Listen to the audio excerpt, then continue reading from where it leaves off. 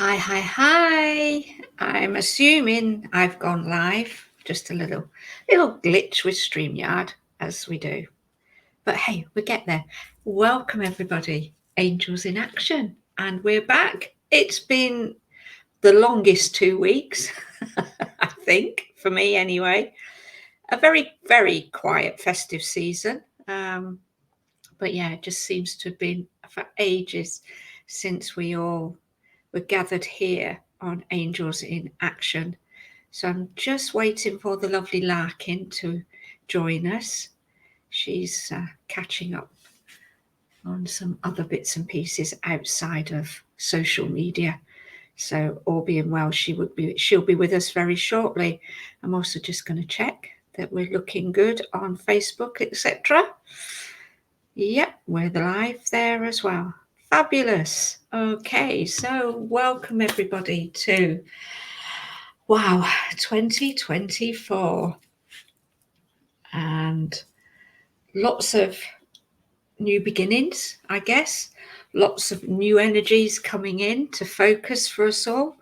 My new beginning is this lovely new home that surrounds me. Sorry, hair wash and fluffy hair now.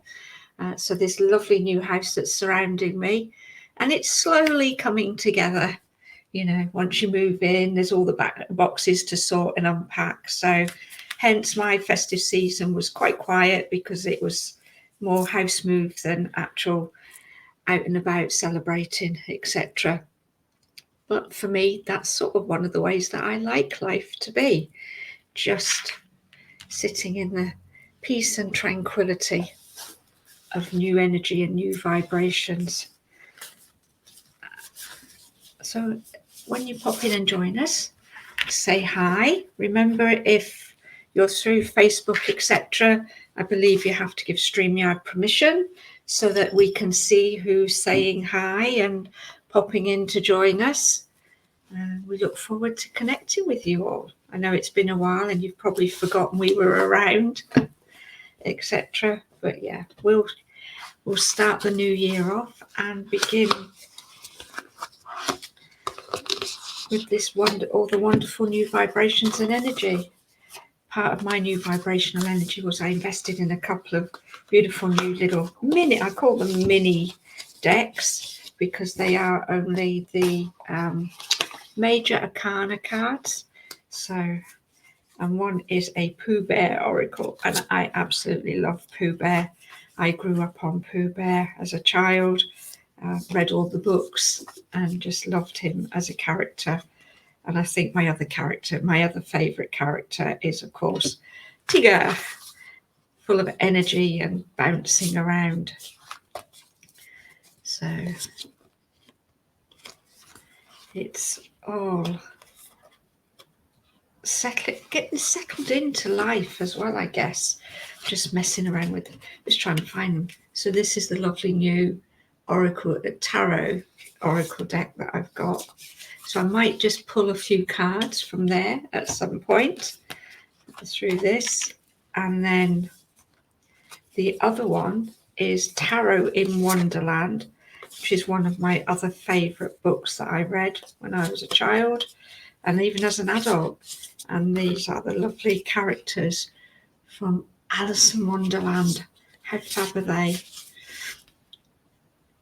Just love them. And it's just interesting, isn't it, how even with just black and white imagery, you can get such a lovely sense from the cards as well. And of course, my own beautiful oracle deck still sits here with me. I'm not quite sure how. Here she is. She's joining us now. She'll be popping on stage any moment, I would think. So welcome to everybody that's joined. I can see there's a few of you watching. Just pop in and say hi. Oh, comments from the side here. There we go. Hi, Deborah. Lovely. Nice to see you. Happy festive season. Hope it went well for you and you managed to connect with family. And yeah, welcome to 2024. I have to keep saying it. Hi, Robin. Thanks for popping in. Lovely to see you. have to keep saying 2024 because I just have to remind myself that we are actually in this next year and this next phase. You know, for a lot of us, I feel we've come to the end of 2023 with a lot of life changes, perhaps within ourselves, within our family. And sorry, just need to get this. Talking of family. Yeah, so lots of changes with health and family, and just hoping that we can move into this new vibrational energy now with peace and tranquility almost. So for me, during the festive season, with everything that was going on, I spent a lot of time just focusing on breath work, focusing on my own vibrational energy, and really just looking at what I could do to help benefit myself. So I've popped Larkin onto the stage. I'm hoping she can hear us. Hi, Gail. Lovely to see you. Thanks for popping in. Just waiting for Larkin to join us. She's here. I can see her beautiful room. So hopefully she'll just come in, pop in a moment and get ready to, and we'll start Angels in Action. For those of you that are new to seeing Angels in Action, this is our main platform is YouTube, so please pop into YouTube and find us and like and subscribe if you like, and perhaps go back and watch some of the videos from our previous sessions. They can be quite long. They can be an hour to 2 hours long, because once we get talking and we get into a conversation with our lovely members who are joining us here and leaving your lovely comments, we tend to we just get involved and we want to help. And the idea behind Angels in Action is just to talk about angels, how they work with us, how we work with them, what they can bring into our lives, but also, hi, beautiful, hi. But also we talk about other topics. We don't just talk about angels. Larkin is very into her spirit guides. She loves all the spirit guide energy. I'm into the angels. I love all the angel energy. We both cross over, but we both have our areas, I guess, of, I don't want to use the word expertise, but that's the only one in the English language that I've sensed fits what we do.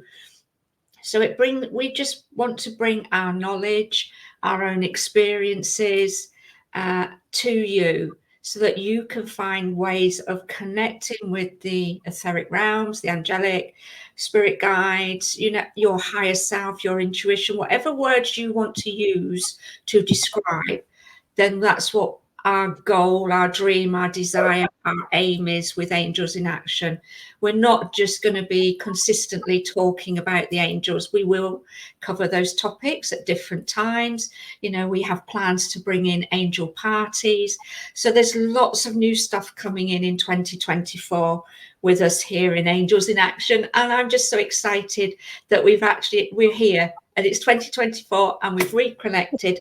And welcome, Larkin. Hello, beautiful lady. Welcome. Yeah, I've been doing the 30 and 30 readings this week, and my computer decided to restart today. So it threw me off like by half an hour. It took it 20 minutes to start back up. So I'm running behind, but you know, that's nothing new. I'm always running at a different time than everyone else. So I'm happy to be here with everyone. Welcome, Susie. Happy 2024, and thank you all for being on. I love everything you're talking about. It brings so many things to mind, and we all have this new platform to leap off of. So this will be our first full year, Susie, for Angels in Action, because we started at the end of 2023. So this is really exciting. Absolutely, yes. I'm just open to everything that we're going to be receiving and doing, and the changes that are coming in without even really knowing what they are. But sometimes that is, for me, perhaps the best way to be, not knowing. I think we spend so much time focusing forward on wanting to grasp the answer or to know what's going to happen. And when we do that, we tend to, I feel, put up our own obstacles to those processes taking place. So the back end of 2023 for me, through a variety of things, things that happened out of my control, but also things that I made through choices, is I chose to just be in flow and just go with, rather than go, this is what I'm setting out to do, this is what I want to achieve, there's my steps to get there, I stopped, because I found by doing that, I was becoming my own worst enemy and really preventing things from happening. When I stepped into that process of, yeah, this is what I'm dreaming of, let's see where it leads, let's see what doors open for me, that's when things began to change for me. So yeah, so this is me in 2024. And this brings us into some element of manifesting. Although I do want to say hi to everyone. And I want to say, I'm pretty sure this is the same Robin. I'm not sure. But Robin, you messaged me about things. And I just wanted to let you know, I have emailed you back several times, but I don't know that you see my email. So check your email. If not, go to larkinsreadings.com and remessage me. What I find, even with my Gmail, guys, and this is true for all of you, if you don't save somebody as a contact, you might not get their email. It might go to spam.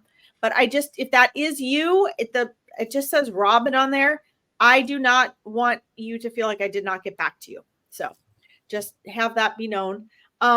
What Susie was just talking to me about, or talking to us about here, was in sync with me as usual.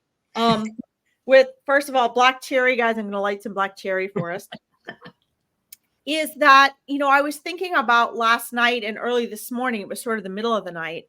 I was thinking about how today we really needed to talk a lot about, everyone's thinking about 2024 now and their goals and all that, but really thinking about manifesting.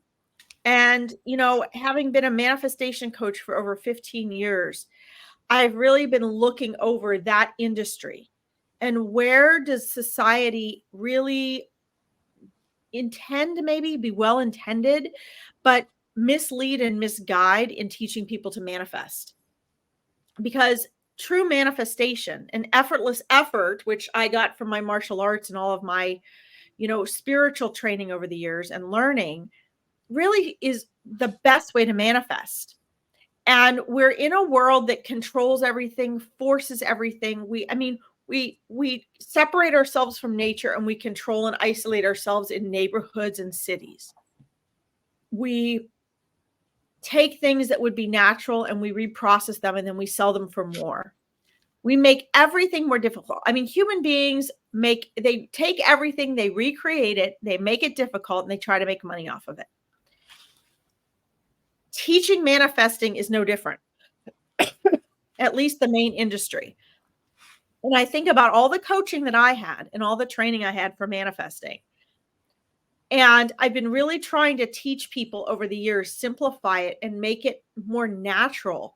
Because what Susie was talking about is actually natural manifesting. And if you want the support of your angels and your guides and your loved ones, that's what they're going for. They want to help you. You're an innate creator.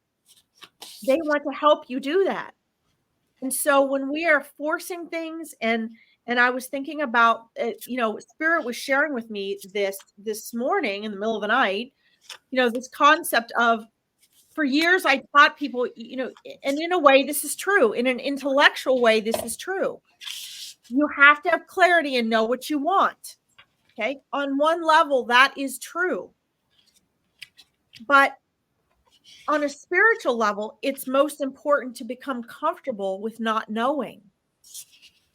Be okay with not knowing so that your mind can't trigger you to panic whenever you don't know the answer. And that's usually why people come for a reading. They want an answer. Yes. So, what Susie's talking about and going with the flow, this is what the angels and spirit guides want to help you to do, because here's the new philosophy that is it's not new, but it might be new to you. And you can carry this with you into the new year. Everything is in process, always. And everything is always working out for your good, whether you know it or not. When you learn to do what Susie's talking about, relax and go with the flow, you set your intention, you ask, what if, like Dr. Joe Dispenza talks about, and then you allow, the art of allowing, right? That combination is magic. And one of the things that when we do readings or angels and spirit guides are sharing with us to share with you, they will guide us to encourage that because that's their natural way. And that's how to work with them. And so a lot of what you guys are going to be learning with us is going to be the opposite of what you think, thought, or were taught you're supposed to do. But it will actually make your life more abundant, more joyful, more relaxing, and a lot simpler. So, hey, everybody. See people here. But anyway, I think that that's important to note. Thank you for bringing that up, Susie. I'm going to light my incense now.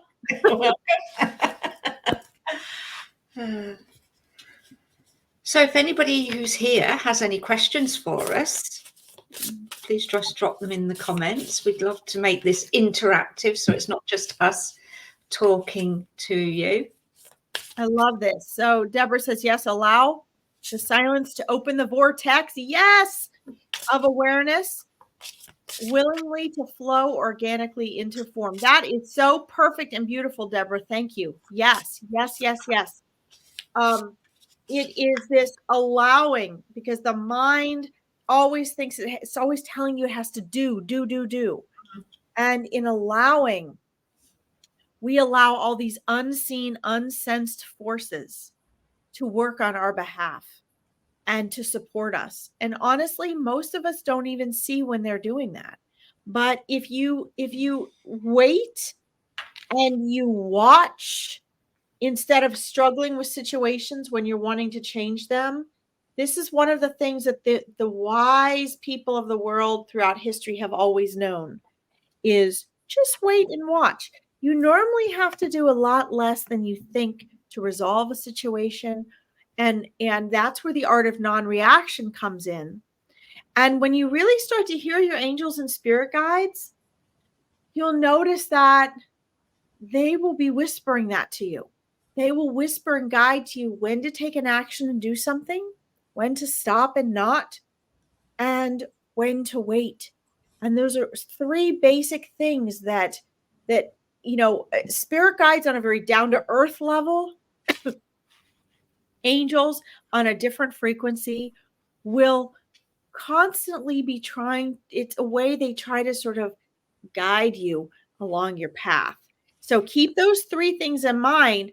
That might help you to sort of search your awareness so that if you feel like you're receiving those messages or signs to move forward, make a decision, to pause and wait, or to not do something, those messages are coming through from spirit for you. Yeah, and from what's coming up for me as you're talking there is one of the things that I guess I sort of struggled with at the beginning, and we're talking many years ago now, was the actual being able to connect. And it's a question I get asked a lot, how do I hear? How do I connect? What can I do? And for me, it comes back to, it's that stillness of mind, isn't it? It's that silence, as Deborah mentions, it's the quiet. And it's how do you get from what is referred to as the monkey mind to that moment and that place of stillness.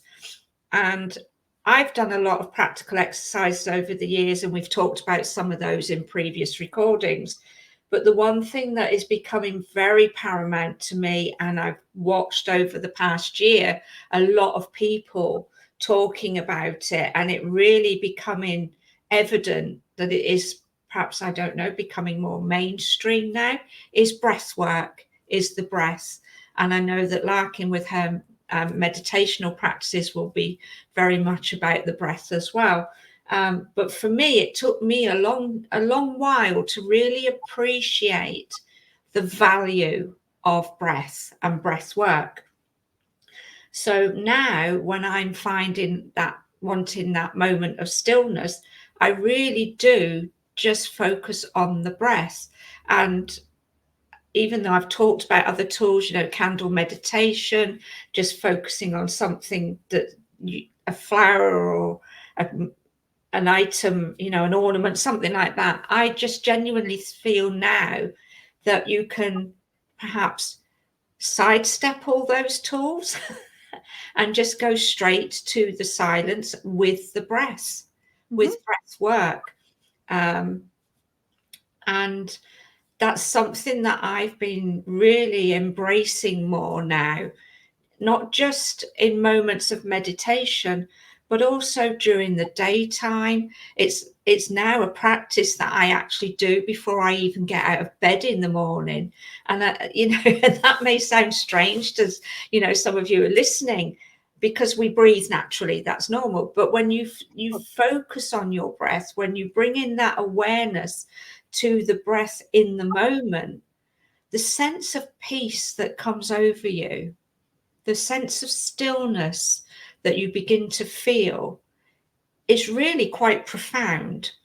And I'll be the first to hold my hand up and say, if you'd said that to me perhaps even 2 or 3 months ago, I'd have maybe smiled and gone, yeah, all right then, and just carried on. Because Larkin knows what I'm like. I can go, yeah, and then just do my own thing anyway. But I have now learned that there is, I can't even express it. There are no words that I can give you as to how this awareness now of the breath is making me feel and makes me feel. And even during the daytime, if I just want that little moment of quiet and stillness, I'm just, okay, breathe and become aware of my breath and there's something called vagal breathing that you can learn. I've been on a website and done a lot of reading about it now, and I'm still reading. So I'm not going to share what I've read because it's all still something that's in process for me. But it brought a lot of understanding to me as well, because I also like the logic and the science behind things as well. So this I'll share the link, but this website has really helped me to understand. Even though as a nurse, I know the anatomy, and I worked in, you know, I worked in cardiothoracic surgery, so I work with the heart and the lungs anyway on a clinical perspective. So I have an awareness of that understanding, but really how it incorporates into where we are as souls and spirit and energy. It just brought a whole new dimension to breath work for me. So I am really loving this breath work practice now. And as I say, I do it before I get up in the morning. And instead of rushing to get out of bed and thinking I've got this and this to do, I'm like, no, I can get up and I can just be calm, and I can have a leisurely cup of tea before I start. And the day just, I have completed so much in the past few days with that focus, getting up and just thinking, right, these are the things that I need to get done, and they've been done with ease and grace. So yeah, I just wanted to share that little bit of awareness that I've had in the last few weeks. So as the practice, what do? I take a deep breath in, hold it for 5 seconds, and then exhale really slowly, but the exhalation is longer than the inhalation. And I do that at least 5 breaths, sometimes longer. I add my own little thing in that I place my hand on my heart and a hand on the solar plexus area, just to bring the balance of that energy through my body into. Larkin, you've popped out. Where you've popped out? Popped out? Oh, I did. There we go. I am. Yay. Thank you. Yeah. So adding that little bit of energy work as well in, for me, just helps enhance that breath work. So there's a little tip for you to use, guys, on breath work. Yeah, and I think I'm just welcome, Amy. Thank you for joining us. I was just typing a welcome to you. So Amy's going to be in our, well, I'm doing a Meet Your Spirit Guides on the 20th of January, guys. So if you want to meet your spirit guides, I've got a couple spots left. And it's kind of neat because it's a similar structure as to what Susie and I are going to be doing when we do our angel reading parties online. We're going to be doing angel online parties. So they will be different readings than we do here. Here online, we have a lot, they're a lot quicker. They're online group readings, whereas the online group readings like an angel party are going to be more like the Meet Your Spirit Guides, where we have a limited amount of people and everyone gets, you really get more attention and interaction. So I think that's going to be neat. So welcome, Amy. I want to take what Susie said and elaborate a little bit as well, because, you know, we feed into each other and what we're talking about, because this is so important. So yeah, Deborah, you can just go to my Facebook page, Larkin Psychic Medium Spiritual Interpreter. It's pinned at the top. It's Meet Your Spirit Guides, or you can go to larkinsreadings.com. I have a few spaces left. That's it. But you will get to meet at least one spirit guide during that time. So I'm psyched. So yeah, please join us. And then if you guys like that, join Susie and I when we start doing our monthly angel parties. But yeah, this is going to be amazing. If this works out, I'm going to do more Meet Your Spirit Guides events. So we have a lot of interest in it. So I think we'll probably have another one shortly. But anyway, this whole, like Susie was talking about, different people can use different tools to learn to get them into that feeling of peace, which is really ultimately what we're talking about, is to get present, right? We're talking about getting present and getting in the now. And so like all of my coaching clients are required, they don't all, but they're supposed to be reading or listening to Eckhart Tolle a little bit every day, even if it's just 5 minutes. And this is really important because Eckhart Tolle was essentially using a version of channeling. He was speaking through consciousness. So when my clients are reading or listening to Eckhart Tolle, even if they're bored, that's a good sign. If Eckhart Tolle bores them, that's okay, because it is your egoic mind that gets bored, not your consciousness. So if you're spending 5 minutes a day with Eckhart Tolle, that's 5 minutes a day that your consciousness is having interaction with other pure consciousness, with a reminder and a wisdom. I've read that book every day, nonstop, for over 25 years. And after a few years, it triggered the things I really wanted it to trigger. And I got to fully experience being present. Now, mind you, I was also a transcendental meditator and other things, but it really does help. It's what helped me to stop panicking, to handle, an emotional reaction. It completely changed my life. So one of the things Eckhart Tolle recommends is, which is why I use it with my clients, I always give them windows for escaping the mind, which is, along the lines of what Susie was talking about, essentially. Breath work is one of them. Why? It causes you to focus. What does focus do? It gives you control of where you're directing your mind. What does that do? Takes you away from the ego, wants you to stay in the past or the future. Where does focusing on breath work bring you? Into the now.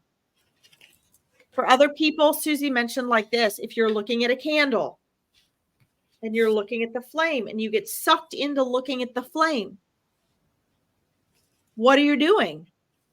You're being pulled into the present. When you're in pain, what's happening?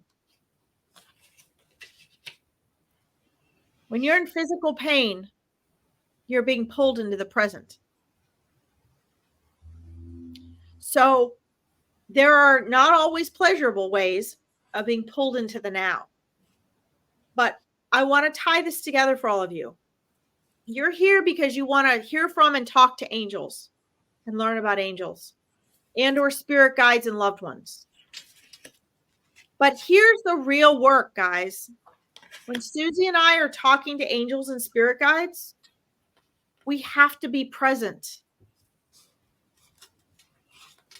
The reason you come to people like us is because we're getting in the now.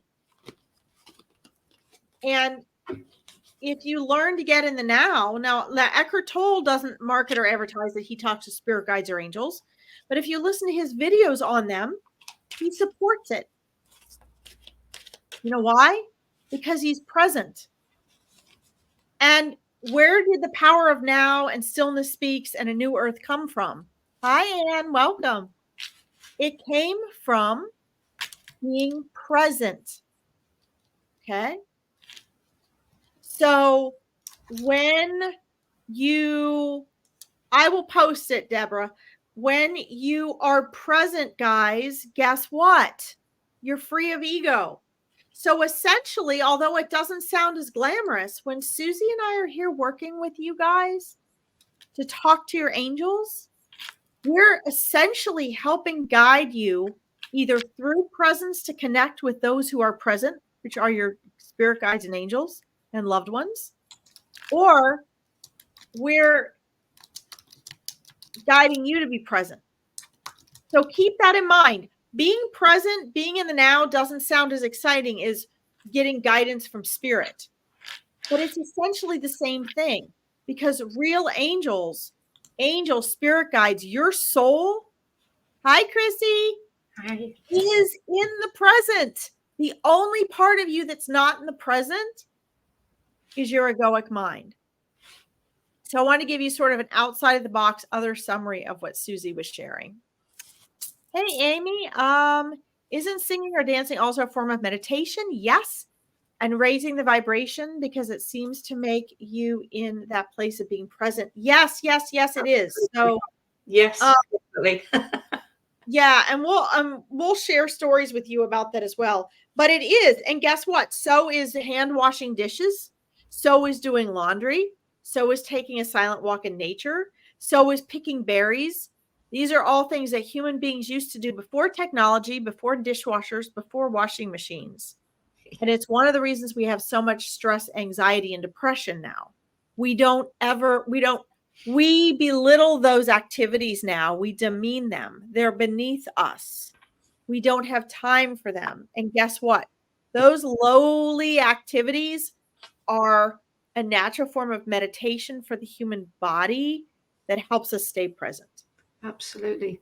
One of the things that I love to do is just to stand at my kitchen sink and washing the dishes, looking out the window. And I've always been blessed in the houses that I've been in, that I've been able to look out onto nature, you know, trees, bushes, plants, all of that sort of thing, rather than just brick walls. So, but even a brick wall can have its moment of inspiration just by looking at it and just being aware. One of the practices when you're doing that, if you like, is to be able to focus your concentration into being present in the now. Is when you're looking at something to think about, how does it look to you? So what textures could you imagine it would feel like if you were to touch it? How are the colors looking for you? Are they vibrant? Are they dull? Do they remind you of something? You know, this is all about mindfulness and awareness of what you're doing. So, yeah. But for me, the one thing that's coming up around talking about singing and dancing as a way of raising your vibration, I'm not much of a dancer. And for me, when I tried, I can't remember what it's called now, but there was a big meditational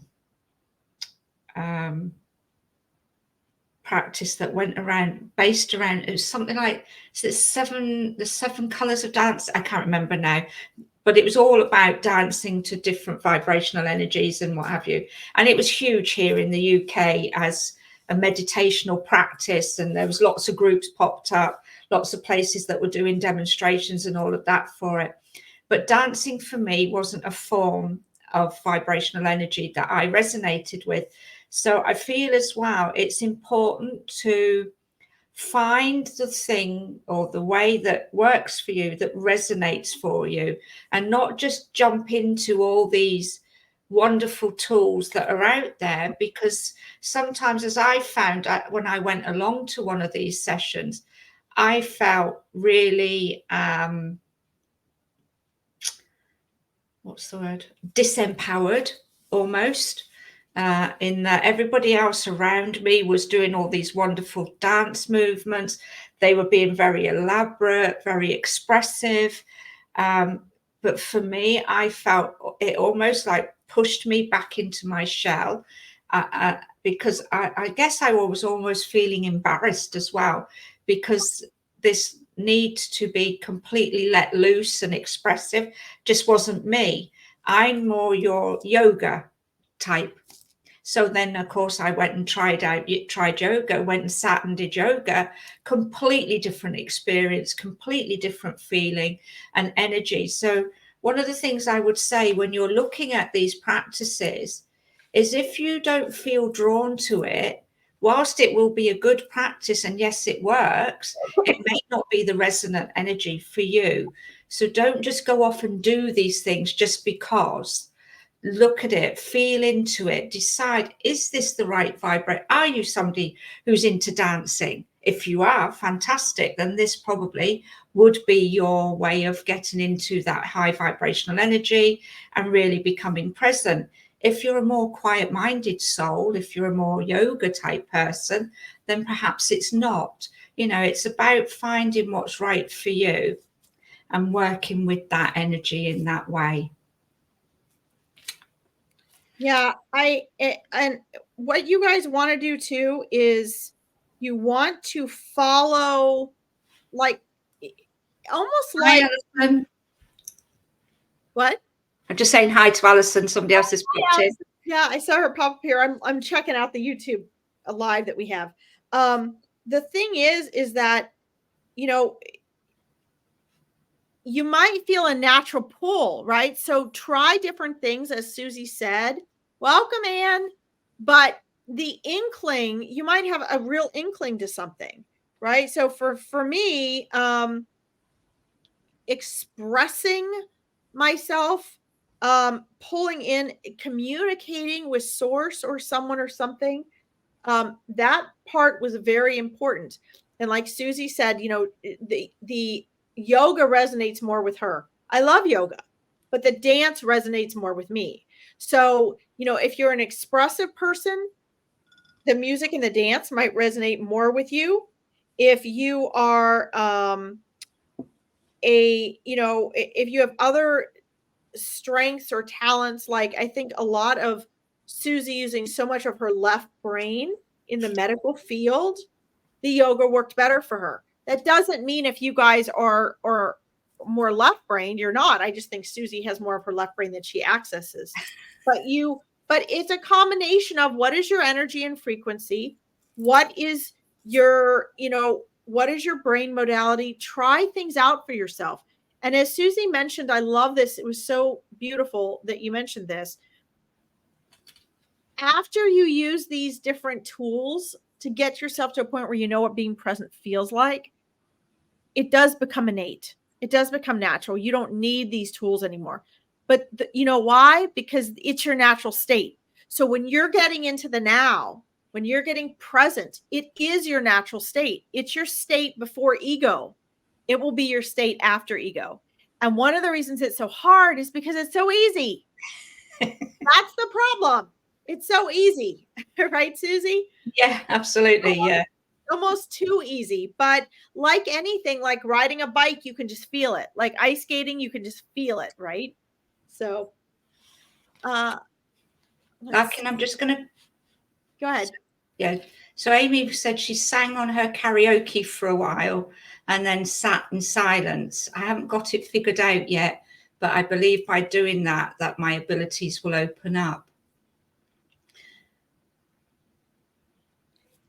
This for me is I'm just not quite sure what I want to say here. Well, can I ask a question? What does she mean by abilities? Yeah, I think that's where I was going with that as well.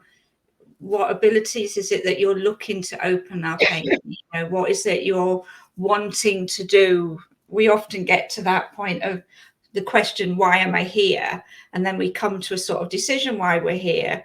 And then we put that down to that's what we need to be doing with our lives. So perhaps if you could just elaborate a little bit more on that, we can have a little conversation around it, because I do feel there's something here that I want to just pull the threads at and just bring out, so that we can just, help you a little bit more with this. Because if you're talking about singing to bring out intuitive abilities, that's, you know, you could be that, or the down to earth side of me could be like your singing abilities. Okay, let's see. Here we go. Oh, I think she's talking about, hi, Tabitha. I think she's talking about, whoops, that's not it. Sorry, guys. Yeah. Okay, so I think she meant intuitive abilities.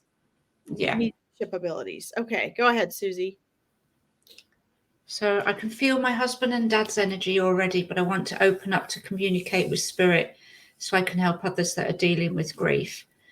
Beautiful. Okay, right. I love this. First of all, I want to say to you, and I speak from the heart with my own personal experience of this. My husband passed away to spirit to be 30 years ago this year, at the age of 38. So I completely am heartfelt and empathizing with you, Amy, with regards to that. I understand that. But what I would say to you is, this was exactly what I wanted to do. I felt, because I understood and I had my own grief process that I went through with the passing of my husband, that I wanted to help others deal with their grief.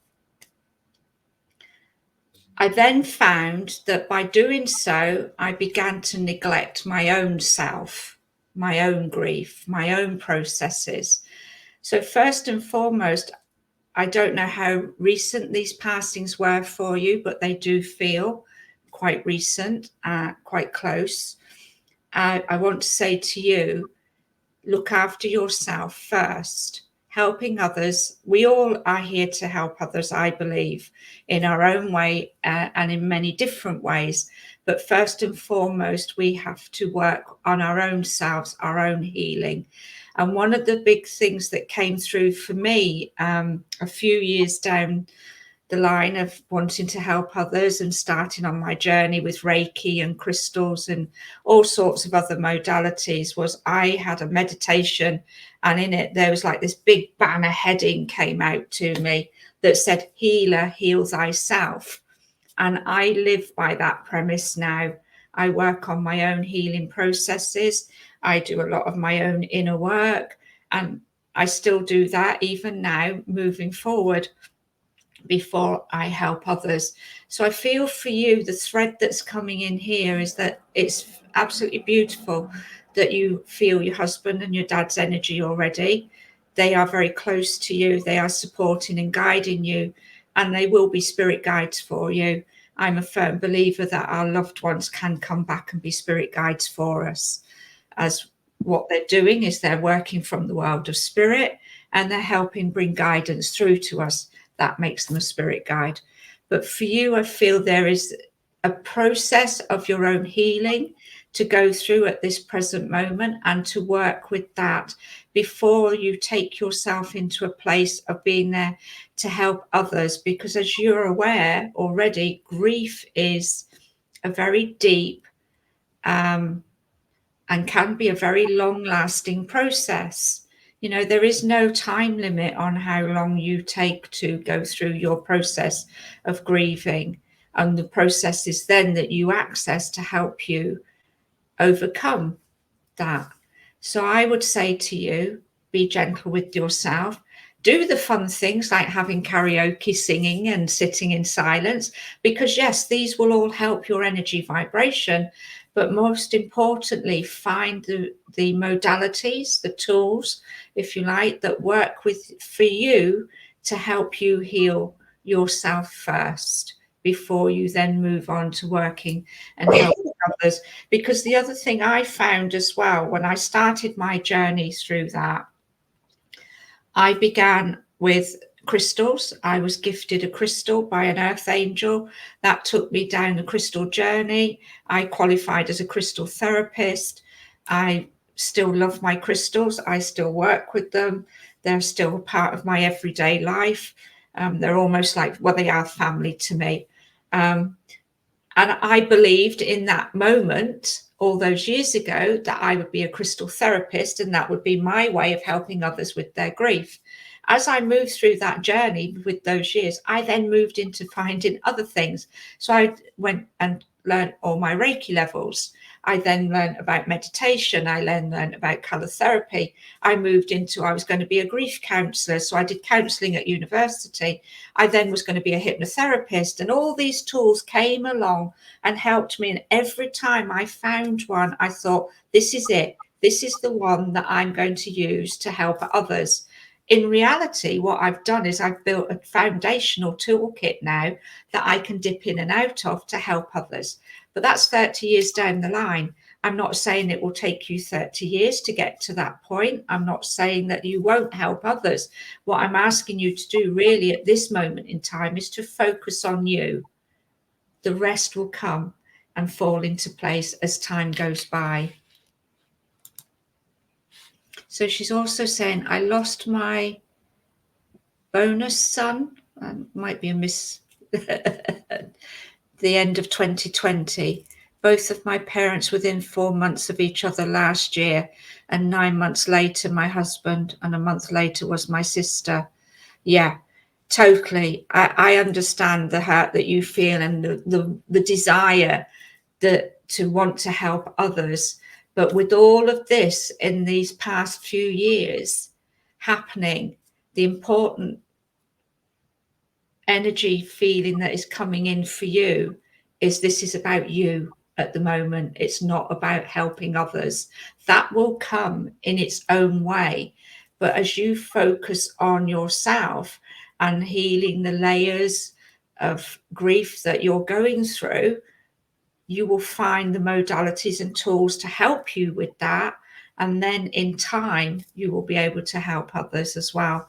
I remember it was probably about a year, maybe less, after my husband passed away. My eldest son was obviously, he remembered his dad, was going through his own stages of grief, and we did some work together. He then went for his own personal counselling sessions with a children's counsellor. So he was only 7 at the time, and he would have been about 8 or 9 with this process. And we went to the family therapy groups, and they pulled me to one side and asked to speak to me. And I was like, yeah, okay, what we got, not knowing what was coming. And they just said to me, we are amazed by the work that you've done with your son and for yourself in this time period. And we would really love it if you could come and talk to a group of parents and children who have lost a parent, and help them. And I just said to them, thank you so much. I am so grateful and appreciative that you've acknowledged that part of what's gone on for myself and my eldest son. But in truth, even now, after a couple of years, I don't believe I'm ready yet to stand up in front of a group of people and talk about what I've done. I've still got my own work to do. And so whilst it can be a wonderful compliment, whilst it can really make you in an egoic level feel good that you've been acknowledged in that way, that you can then help somebody else, be very conscious and very aware of how you are in that moment, because even though it may be a wonderful accolade to have received, especially when children are concerned as well, you've got to be aware. And I didn't realize then all that time ago that I understand it now, that I could have stepped into my ego and gone, oh, yeah, great, fab, thank you. Yeah, I'll come and talk to all these grieving parents and these grieving children, because that's made me feel so good, because you've acknowledged that about me. But somewhere within me, whether it was angelic guidance, spirit guidance, my own knowing, to this day, I don't know, but this little voice just said, no, thank you. And I recognized that little voice and I heeded it. And that's what I said. No, thank you. And I realize now that had I gone into that, I wasn't ready, because I wasn't, again, using the English language, I wasn't spiritually aware enough to know that if I had gone into that process, the almost harm it could have caused me, because I would have absorbed all the other people's energy and grief processes that were going on. I would have taken them on board, because one of the things we want to do when we want to help others is we want to absorb and take everything for them. And that's not good for us as individuals. We should be able to be in a place where we can work with somebody to help them, but not absorb it, not become them, not take on their energy. And as I reflect back now on that time, that's what would have happened to me. I would have absorbed all of that energy. I would have taken on board everybody else's concerns, worry, grief. I would have wanted to heal them, and it would have become a detriment to my own well-being. So I feel for you. You still have some ways to go at the moment. You have a lot of grief here within the family members that you've lost. And, you know, the trauma that that causes can be very deep and underlying. And it's about peeling away those layers and just really working with them a little bit at a time before you then go and help others. And that was intuitively led. It's true. It's very, very true. I think, Susie covered that very thoroughly. I think, I have a tendency to take these things on the lives and step outside of the box with these things because, by the way, guys, sorry, I was listening to you, but we've had several trolls and spammers on here today. So I've been reporting, blocking, and deleting down here. Let's see. So everything, again, this is really hard to say, especially when, when we feel we have lost, when those many people in our lives have passed. And we have to train ourselves, as a lot of other cultures did, such as the Native Americans, that how we define these experiences of our loved ones transitioning back is not a loss. It feels like a loss. And yes, there is trauma. And yes, there might be lifelong pain. And it is never going to be something comfortable, even if we celebrate their life and we're joyful. The pain of missing them is unbearable. There are so many life adjustments that come with it. So I'm not asking you or expecting you to not have that emotion and that missing. The grief is very important to attend to. But what I am suggesting that the angels and spirit guides can help you with, that in my coaching and the work Susie and I do is so important, is to shift the way that we perceive, define, and respond to these happenings in our lives. In other words, the pain might still be the same, but the attitude with which we carry forward is what shifts. So, for example, when we lose a human or a family member that is a pet, either one,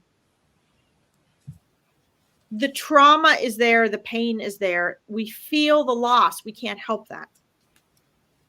But if we do it from a framework of everything is always working out for us, the awareness of We are all eternal souls before we are born, and we return to that after we pass. Think about that for just a moment.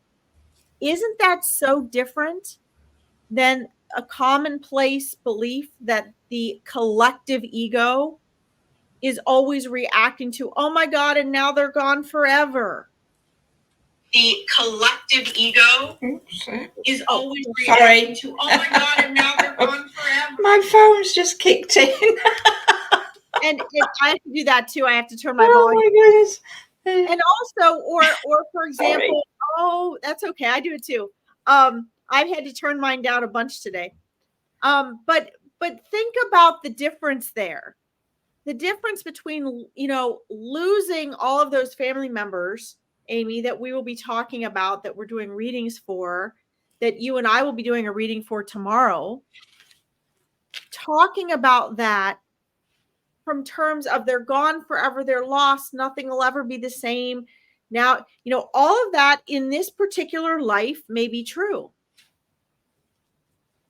But let's always remember that when we know, we really know, and you can get this through dancing, through meditation, through breath work, but not in the commercial sense, when you guys really learn the match of those things for you. Okay, because I hear people say all the time, oh, this doesn't work, this stuff doesn't work. It does work. It's not about it working. It's about, are you doing the commercialized version that's just using you to make money on something ancient that's been forever with humanity, and people that have barely done it a year with 6 weeks training or teaching and making millions on? Or are you really learning to do it? And one of the reasons Susie and I are here, and I'm going to get back to this, Amy, believe me, I'm not getting distracted. One of the reasons Susie and I are doing this together is because we want to debunk the falsities. We want to debunk the lies about this stuff. We want it to be pure for all of you.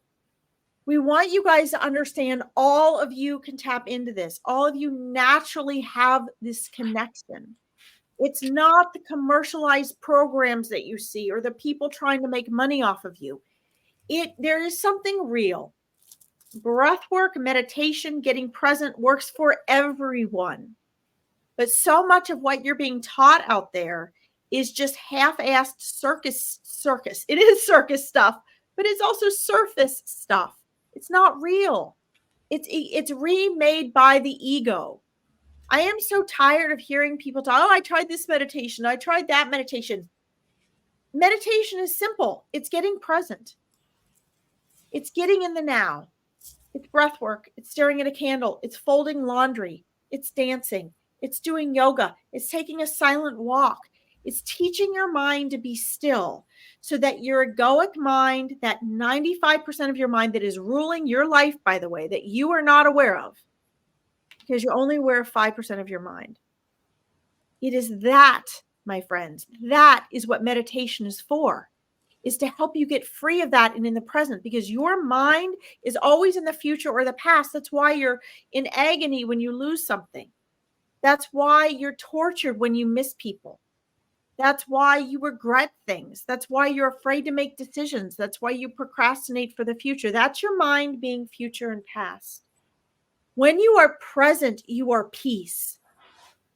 So all of these things and your angels and spirit guides are constantly coaxing you a little this way, a little that way, a little this way, a little that way, to get you back to what you were before you were born. Peace, joy, love, abundance. Okay? So, Amy, your questions are amazing because they bring up and they provoke so many things. See, our mind looks at this.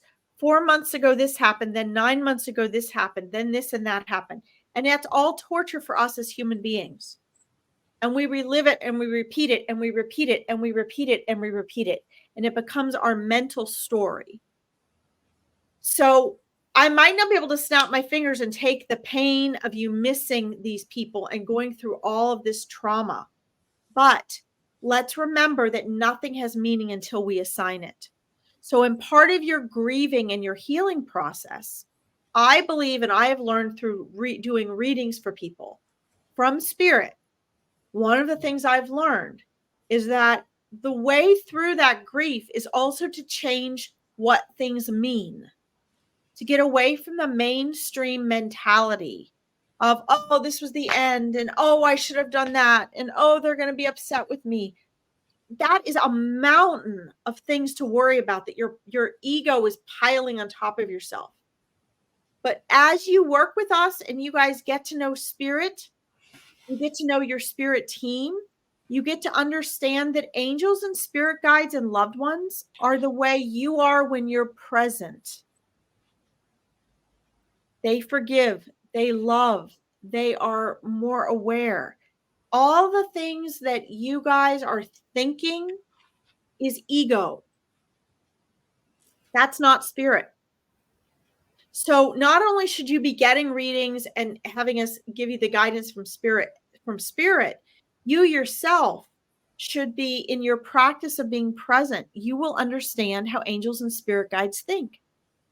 You'll be able to relate to what your loved ones who have now left your world, left this world, how they now see you and the world and the situations that you're so stressed about. They are not angry at you. They are not upset with you. They do not have regrets. I hate to tell you this, but they don't even miss you. You know why? Because the illusion of being separate from those loved ones is just that. It's just an illusion. Okay. So please, I want to say this before I turn this back over to Susie, and I'm sorry I'm talking so much here, but this is an important big picture for you guys to understand. There's a bigger picture here, and there's comfort in the bigger picture. There is so much healing that happens in the bigger picture. Even if you miss them desperately, to know that they're never leaving you, to know that they're trying to get through to you, to know that they know everything you see, feel, and say, every trouble that you have, they're already aware of it, is such a relief. To know that you're going to see them again, and that they're still the soul that you loved and adored without the egoic self, is so comforting. And this needs to be part of our mainstream healing.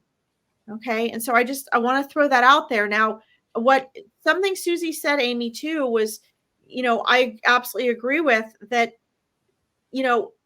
This is triggering and helping encourage and drive you to develop your own mediumship abilities, your own abilities to connect. And that will come out of this. And your loved ones will help you to develop that. Okay. We work with people to help them develop that as well. So thank you for being open, Amy, and sharing these things so that we can use this as an example for everyone as well who's also grieving. Hi, Anne. Yeah, Amy's saying, I believe they're here with me. I talk to them every day. I miss their physical presence in my everyday life. I believe that is the grief I feel. Singing for me makes me feel calm and happy. So that's why I was thinking that it might be what works for me.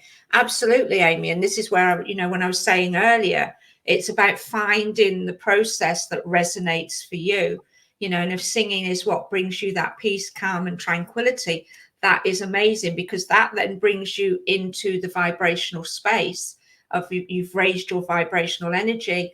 Because when we want to connect with our loved ones, be they, and I'm hoping that Anne Swantek is here listening to all of this as well, because I feel everything we've said here is really answering her questions and what she's saying as well.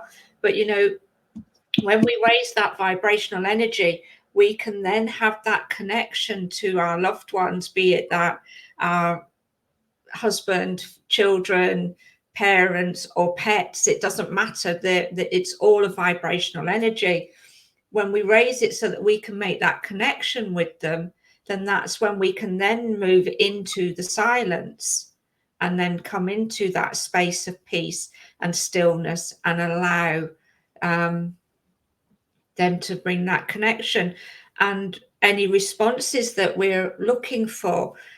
Again, with responses, it's for me about being open to the flow. There may not always be an immediate response. You know, we might have put something out there into the universe. We've talked to them. We've had our conversations. We've done all those lovely, beautiful processes to get us into our vibrational space. And then we sit there with the silence, and it is silence. There's no words, there's no imagery, there's no feeling that they're around. And then we can, if we allow ourselves, and I've done it, I have done it, we plummet into that little well of, oh, they're not here, they're not responding, they've not heard me, I've no answers. And then we start to feel the pain and the anxiety around that. It's not because they haven't answered, it's because in that moment we're in a linear space, expecting that response to come immediately. They're in an energetic vibrational space that has no linear time, and what they may be sending out to us is going to arrive when we need it the most. Yes. And it could be that it's the next day. It could be that night when you go to bed and you sleep, and then you wake up with a thought in your head. And that can be a song. You know, it can be, I often get music, wake up with songs in my head, and I'm like, oh, why am I singing that? You know, and I'll think, oh yeah, it reminds me of so-and-so. Or I go and look up the lyrics, and there's a message in the lyrics. So it's being open to what they can bring for you, but also having the awareness that you may not get it in that absolute moment of silence, because as well, it might just be that what you need in that moment is that silence, is that lack of connecting of, because when you get that when you get that connection, then your mind goes, oh, they've spoken to me. I've had a response, be it a word or a vision or an image or a feeling. And then you come out of that moment. You come out of being present. You go into a dialogue with them. It's like, all right, you've answered. Right, what can I ask you now? And off you go. So you've removed yourself from that energy of being still and present back into egoic mind. And it can happen in it's like a wave like this, back and forth, back and forth, back and forth, you know. So it is just being open and not having an expectation of an answer in that moment. Absolutely. Yes. Yes, I think that's so beautifully said. And I don't think I could say it any better. I want to comment on something that Anne has said, and also something that Robin has said. Robin, by the way, I'm not sure if you were here before, and I'm not sure if, again, I'm not sure if it's you, but I'm going to repeat this. I have replied to your email if that was you. So I just want you to not feel forgotten. I'm not sure if that was you, Robin, who is emailed me, did not give me a last name, so I don't know, but I did not forget about you. But you guys said two significant things that really connect with what Susie's saying. And I want to reiterate, go back and listen to this video on what she just said, because essentially what she's saying is that our human egoic mind, let's remember what Eckhart Tolle says. Ego is synonymous with thought, which is synonymous with mind. 95% of your mind you are unaware of. That is the part that creates your life. This is why you guys wonder, why do I set my New Year's resolutions to this and then they don't happen? Why 30 years ago did I want this in my life and now it's this way? Because your subconscious mind, your ego, is not always on board with what your conscious mind, the 5% that's listening to me right now, that's saying, oh, she's crazy, or oh, I really like her blue sweater. Okay. That part is the part you're aware of. But the rest of your mind, my friends, you're not even aware of. So when, just like what Susie said, is one of the most important things I think we've ever said on this podcast. You have to let go of the expectations, because remember why you come to us. Remember why you come to a reader. You want to know what's going on beyond what you're sensing, beyond what you're aware of. But where we have to go to do that is beyond your comfort zone. It's actually your most natural way of being before you're human, but you're not aware of it now. The reason I do mindset coaching is because human beings are addicted to their thinking. Your whole identity is wrapped around your thoughts. Believe it or not, your whole identity. Whenever you get upset about anything, it's because something your mind is resisting, which is synonymous with ego. There is resistance to what's going on or what somebody said. And when there is resistance, it is your ego believing that things are not going the way you want them to go to get what you want. It's as simple as that. So when we're wanting to connect to a loved one, and so also don't think that just because you get present, all of a sudden you're going to talk to a loved one. It doesn't work that way either. Yeah, it sounds like that's what we're saying, but it doesn't. Susie's point is really good. You first have to learn to differentiate between your thinking and presence.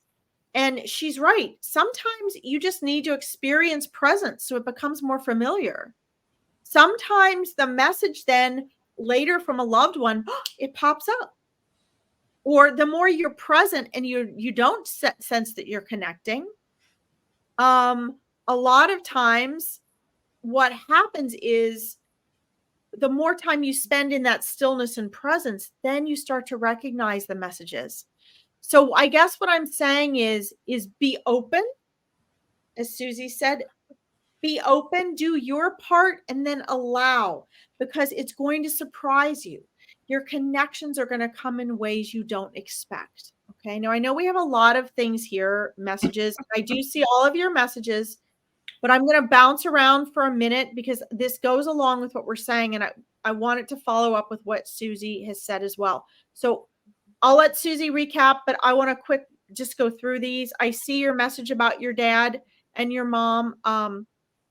Anne, I want to answer this real quick. I want to respond to this because this has to do what Susie and I were just talking about in very practical ways. So like Robin says, so when I'm driving in the car and I talk to my mom, she's really there. The answer is yes. Yes. Interestingly enough, in so many of my readings, souls come through and they'll say to me, let them know. I know when they're driving because I'm riding right with them in the passenger seat.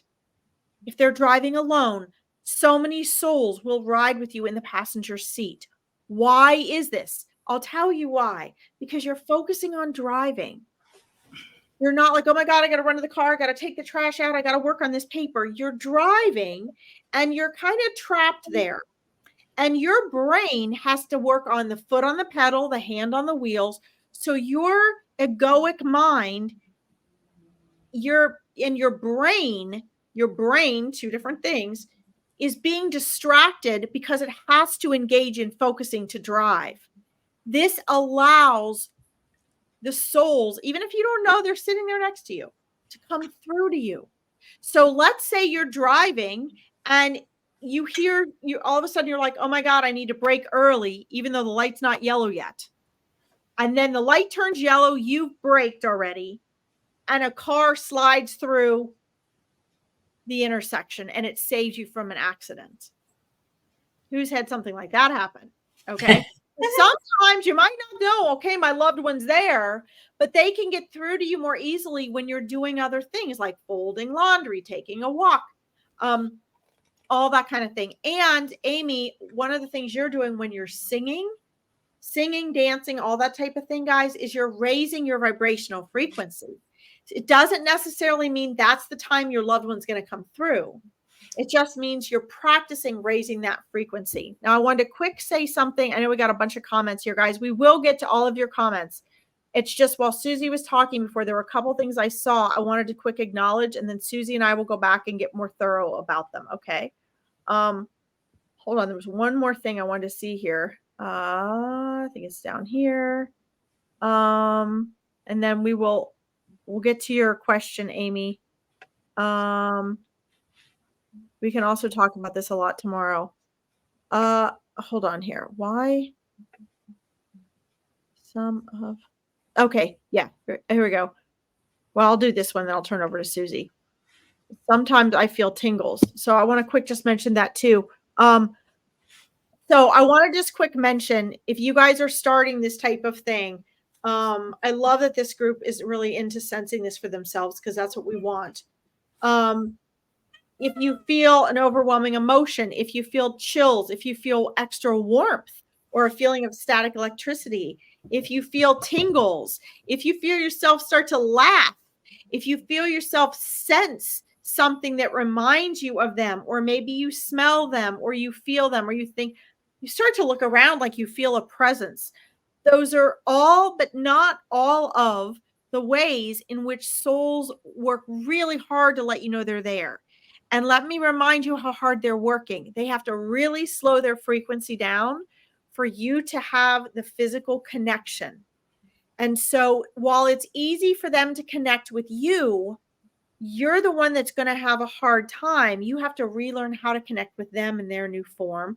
They have to relearn too, but not the same way, because once they're back in spirit, they remember. Okay. What are your thoughts on that, Susie? And then we got a lot of comments I want to get through here too, and questions. Yeah. Well, I think a lot of what we've talked about here is responded quite nicely for what Anne's been commenting on and saying. Yes. One of the things that keeps coming round for me for Anne, though, is a lot of your comments here are, and I say this with love and respect, they sit in the negative energy. Okay, so you're saying, I miss them a lot. Where else have we got? Just trying to see, I wish I can connect with them. So these two are expressing your desires for what you want to have happen, but they're expressing it in a way that is also being obstructive. It's putting up its own barriers. You know, it's about you're saying, I wish I can connect with them. So by default, what you're saying is you can't connect with them, when in effect you are connecting with them. You know, in your own way, that connection is there, but you're putting up your own barrier to that connection actually happening for you in a way that you can sense it. Our loved ones in spirit never leave us. They are always with us. We just have moments where we feel them perhaps more, not intensely, but we just feel them. And there are moments when we don't, but that's because where we are in our own vibrational state is changing that vibrational connection between us. So my answers to you are feeling them, you are sensing them, you know they're there, you're just putting up your own barriers at the moment to them. So it's like taking these phrases that you've said, I wish I can connect with them. There was another one. You can. Yeah. Every day I miss them a lot. So if you can so these are little tools that I'm giving you here to help you to strengthen your connection. So when you look at these phrases, write them down. This is if you choose to, but write them down and then rephrase them into a positive format. So instead of every day I miss them a lot, it's every day I know you're there. Every day I'm connecting with you. And whilst at the moment you may not feel that, that is a truth. And that truth is a positive energy. And I can already sense them going, yay, clapping. You know, I've got this sudden burst of clapping around me. So I know that this is the right thing for you to be doing. So where you're saying, I wish I can connect with them, instead of saying, I wish I can connect, say, I connect with you every day. I'm connecting with you now. And just use those phrases to bring that energy through for you. Yes. If you were here at the beginning when we were first talking, I talked about breath work. Breath work for me now, I believe, it's vitally important. I've always believed it. I just know it to be true now. So listen, if you want to, go back to the beginning where I talked about the breath work and start that breath work exercise. Sit with that exercise and do that. really, for me, I feel the important process for you to be embracing at the moment is changing the way you process your thoughts, change your mindset, bring those thoughts from the negative vibrational energy into a positive, and then start little practices. So little mini meditations, 5 or 10 minutes in the morning, 5 and 10 minutes in the evening. Get it and bring yourself into a practice. How you do those, entirely up to you. It might be a walk in nature, it might be yoga, it might be breath work. Just find what resonates for you and start working with those, and then you will find that sometimes you feel the tingles will become more present and more regularly, because I can sense them. I know they're around you, they are with you, and their vibration is there ready and waiting. It's your vibration that needs to make the shift now and really start bringing your energy back into that way that you can then connect. Yes. I 100% agree. I there's something for Allison, Ann, and Amy I'll want to respond to. Let's see. I want to first, I love Susie. She's so spot on. And guys, understand when we're feeling these, I mean, I can feel and sense your angels and spirit guides cheering and clapping as well. When we're sharing things with you that they've been trying to help guide you in order to connect with them and get what you need, they are so joyful. So that really, that really is happening. I wanted to share, oh, okay, I'll let you take that because I was going a different direction, Susie.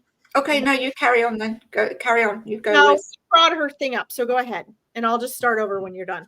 Yeah, it's just with Alison's comment. She mentioned about meeting a spirit guide with John Edward, and it was a monk, and while she wasn't religious, she had the monk come in, and then what was her other one? Well, I wanted to bring that one up first. But all right, so we'll go to that one first. I wasn't going to start with hers though. I had an order. So let me just I'll just follow up with what you do now because I'm not on track now. So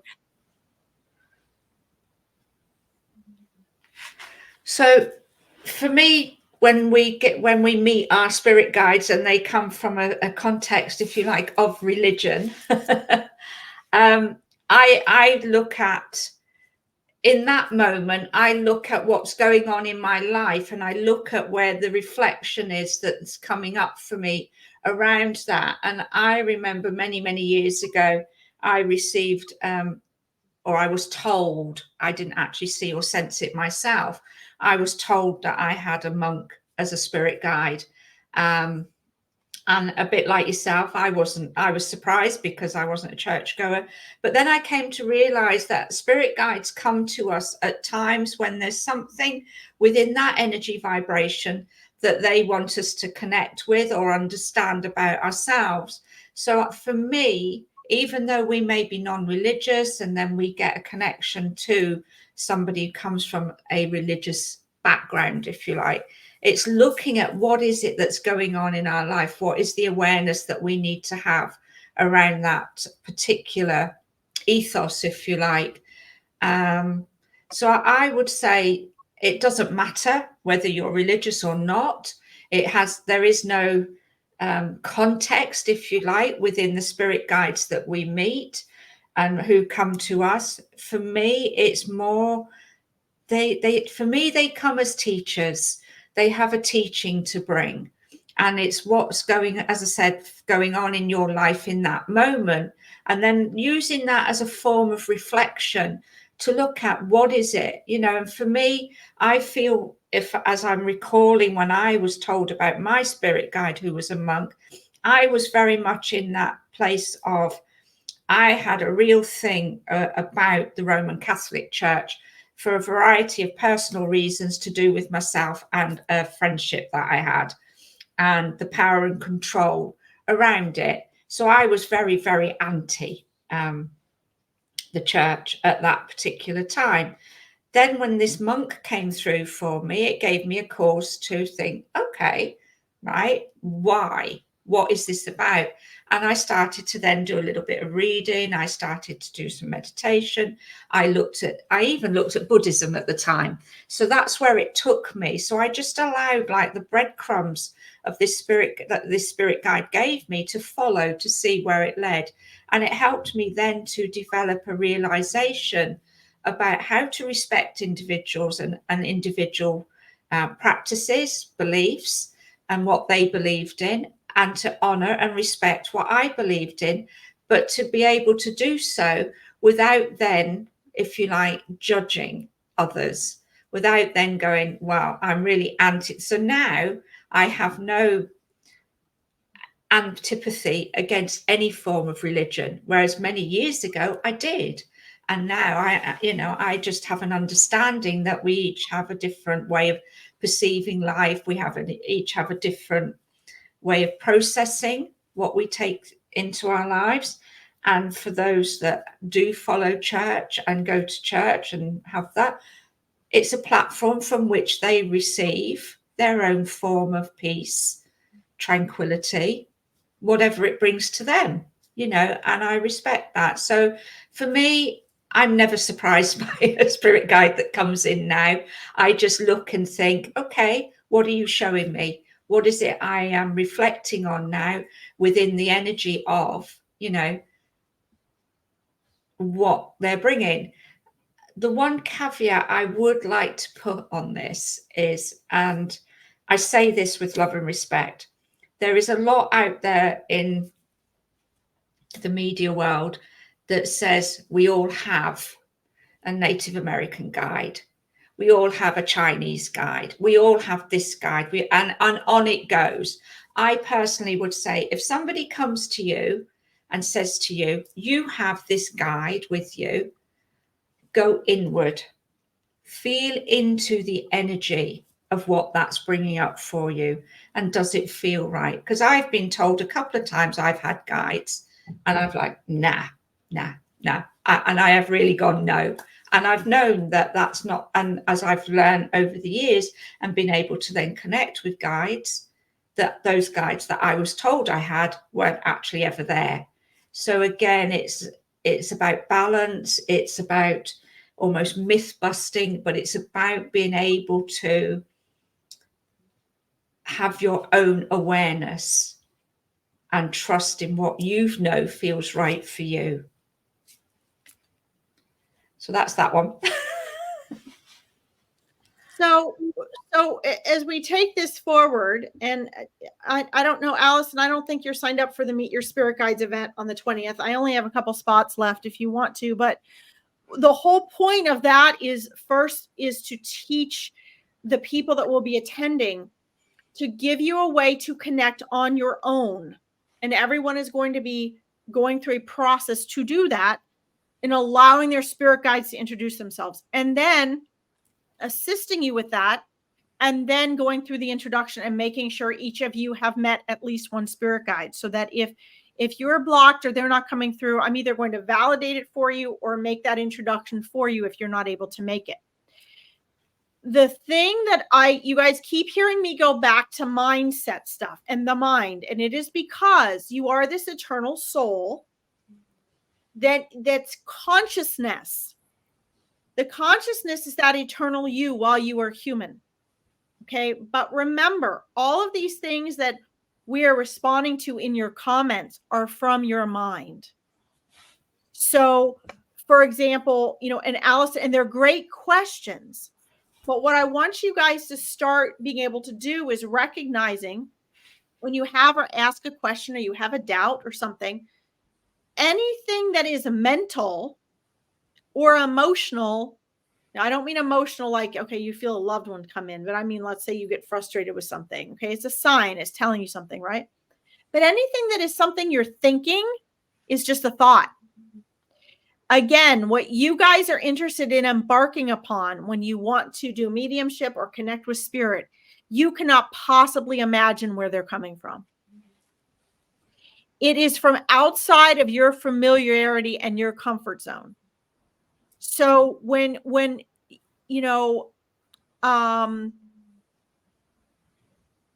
when something surprises you, as Susie said, go inward for the answer, right? I have clients all the time that will argue with me during a reading. And what I have to do is keep refining and translating in a different way for them what spirit is saying, because I trust spirit. So when I ask a question in a reading, for example, or if Susie and I ask a question during a reading, it's because we want to, it's not because we're doubting spirit and what we're getting, we're fishing for answers. It's because two things. One, validation. You have to know what we're talking about. We don't have to know what we're talking about because we don't know about you till it's coming through for spirit, right? And we know about you as we're doing a reading. The other thing is we got to make sure it's matching up. It's not somebody else piggybacking or whatever, right? So the clarity comes as the reading is happening. You can do the same thing for yourself. There might just be something that, maybe the mind interprets, guys. The mind interprets. So, and then the other thing I want to throw out there is religion is not spirituality. Religion is not spirituality. It can be.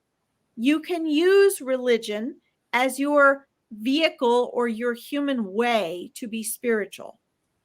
But let me be very clear. And if you never listen to this again because I've said this, that's fine. But this needs to be clarified. Religion is not spirituality. Religion satisfies the human ego's desire to understand and remember where we come from, to connect with source and who and what we were before we were born, to understand before life and life after death, to deal with our fears about death and loss. Religion is the mental egoic form of trying to understand that. But here's the kicker, my friends. You will never be able to understand consciousness or spirituality as a human being that you can reproduce it intellectually in a conversation. It is a personal inward journey. You can come to know and understand. But when you come to know and understand it, you can't teach others about it. You can just guide them to understand it. There's a lot more meanings, Allison, actually, to the long brown robe. Countless beings and sects of souls that have different work throughout the brotherhoods of light in the universe, in heaven, throughout heaven, wear cloaks and robes. They almost all wear cloaks and robes. So our interpretation even of it being you understand that the monks intuitively, spiritually represent a lot of what we wear in the spirit world, cloaks and robes. So when you see or you hear or you're told you have a spirit guide that's a monk, it would not be uncommon for a spirit guide to show up in a cloak or robe. Many times when spirit guides come to me for people, they come through in cloaks and robes. It doesn't mean they're a religious monk. Okay, so just right now make that distinction. Religion is not spirituality. And your conscious journey and who and what is guiding you is your own. Okay, so we really have to get, this is what mindfulness is about, is getting free because of the mind, because nothing has meaning until we assign it meaning. Nothing. Okay. Now there is this, I want to quick say this. There's something you said, Amy, I want to get to, but let's see. This is very significant. And I think this is where you were starting with before, Susie, and then we went back to the one she did first. Yeah. This is coming up now. So I keep thinking that maybe the ones I've lost have trouble getting through to me. It helped because my brain is never empty, as I have epilepsy and manic depression. So my mind can't be at peace, and that's the problem. Now, please take this with a grain of salt. I love you. I am not putting you down. I'm not belittling your physical issue, but I'm going to reverse everything you just said. Because, again, what your phrase here shows us what and how you're thinking. and what and how you're believing, because belief is just repeated thoughts. And if you believe that they cannot get through because of the physical and mental issues that you have, I'm going to tell you that is not correct. As a matter of fact, it would be the opposite. That phrase, and again, I'm not insulting you. If you want a solution, I'm offering you a doorway to this solution. And it starts with you completely flipping your perspective. This is what spirit can do, is flip your perspective. If anything, the epilepsy and manic depression is a cause of the fact that your mind is never quiet. This is why we have a pandemic of depression and anxiety. Because with social media and television and the fast pace, it damages our nervous system. These things cause depression. They cause mental and emotional illness. They cause physical illness. And it may start out as psychosomatic, but it ends up really being a thing.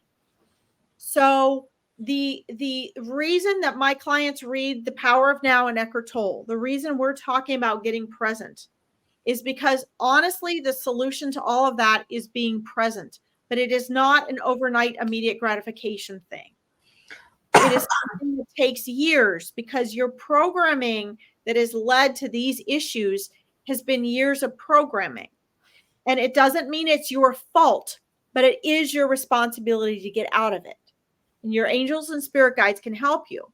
But please understand that your perception of the spirit world is your egoic human perception. It's not the way that it really is. So in order to have a quiet mind and return to peace, you have to do a lot of the hard work, which is awareness of your thoughts, learning and discovering how your thoughts are not reality. So for example, I might feel uncomfortable and embarrassed right now being online with all of you. I'm not. I might feel insecure or uncomfortable or afraid to do a reading if one of you asked me a reading on here, which I'm not.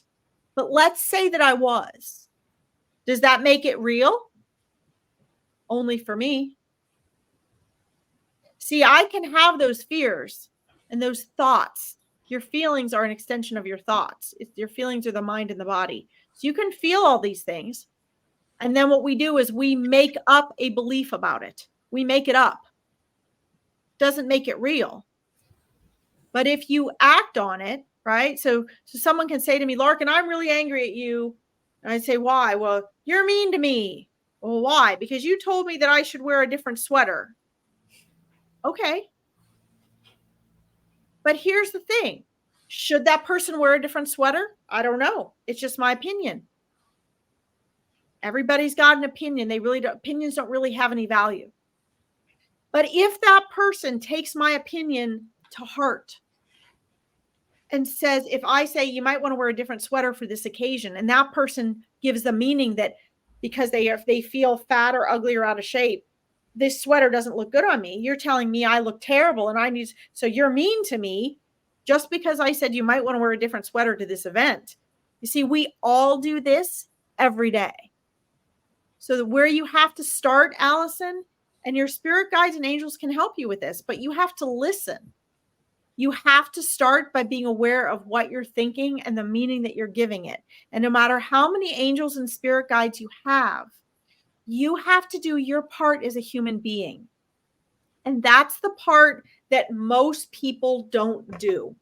So when you hear me say a reading is more than just someone telling you something, what you do with it after the reading is what counts.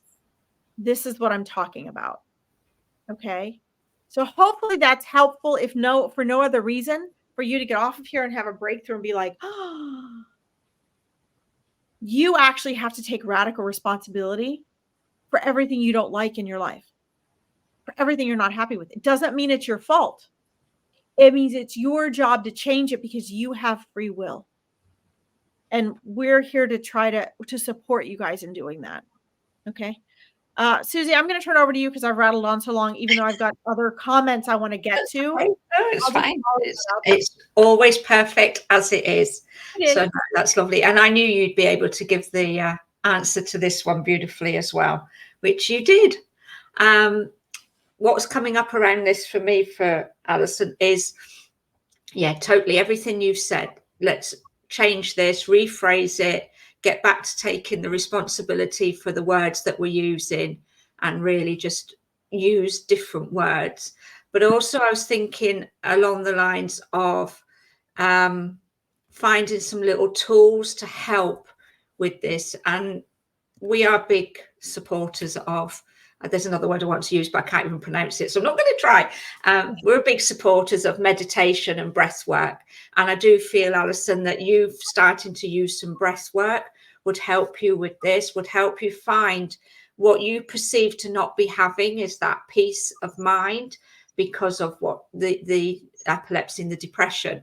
When in fact, I know that if you were to sit and just focus on your breathing, your mind would be peaceful. It would go quiet, because while we're focusing on breath, we can't be thinking of anything else. So that would be something that I would recommend that you perhaps start with, is look at rephrasing what you've put here, a bit like we suggested earlier with Anne as well. Start changing the process. Another process that I feel is coming in and around for you as well is using what is phrased as the attitude of gratitude. When we work with gratitude in our life, when we become grateful for everything that we have, whether we perceive it as something good or bad, there is no good or bad, there is just energy. And this is my belief. So whatever is happening, it is an energy vibration to which we respond and react and make a choice.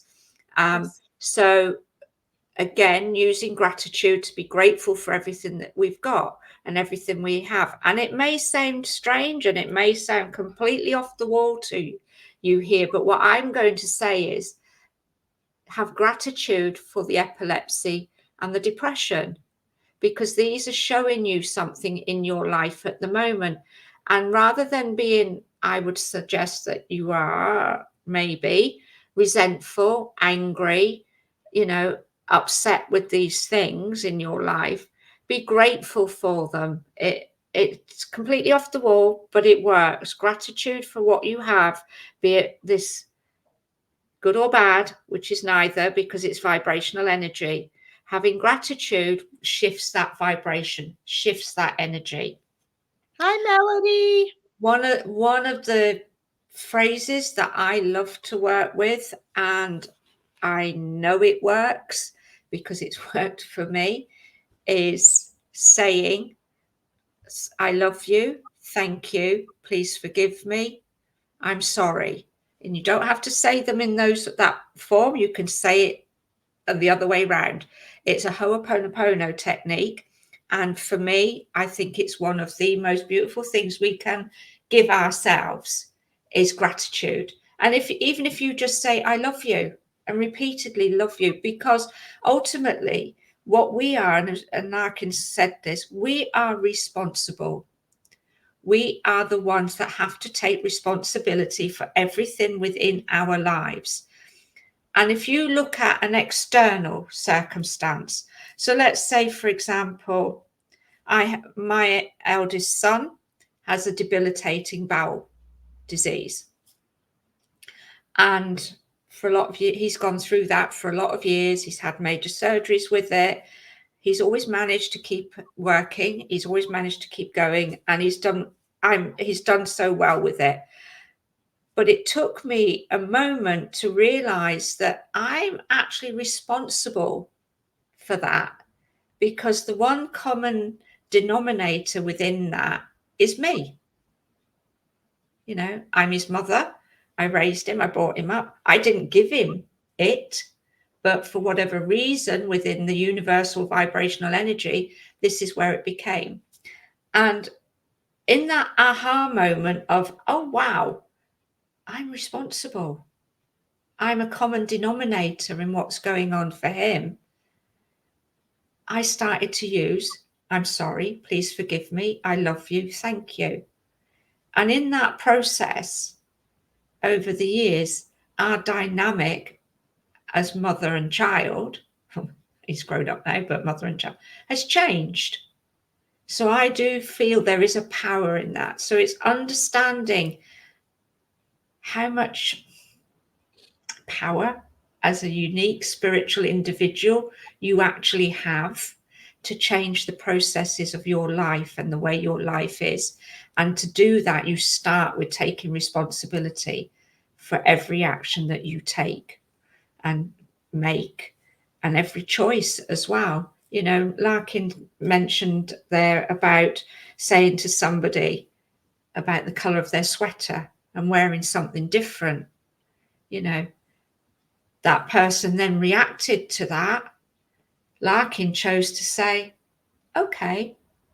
Now, within that okay comment, I don't know if anybody else felt it, but I felt the vibrational energy of love. That okay came out with love. She could have gone, well, actually, I told you to wear that sweater because da da da da da da da da da, and got into a whole drama and a dynamic, but she chose not to. And these are the choices that we can make. We can choose to just step back and look at what's being presented to us and say, thank you, I love you. Mm-hmm. As Dr. Hugh Len says in Ho'oponopono, you go back to zero and non-reaction.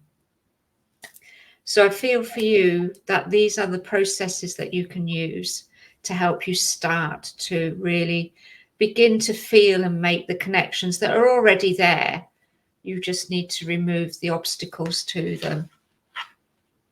Obstacles are opportunities, and that's why I posted this from Amy.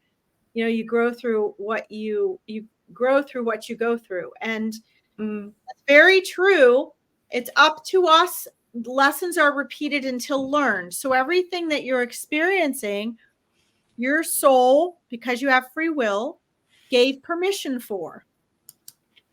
And so when we remember, again, you know, I do this in the live, so you can perhaps do it when you get off of the lives in your everyday life. Keep reminding yourself there's a bigger picture. There are realities beyond this one with your current human egoic identity. There is a greater reality that you belong to before you were born into this identity and world and life, and there will be more for eternity when you leave it.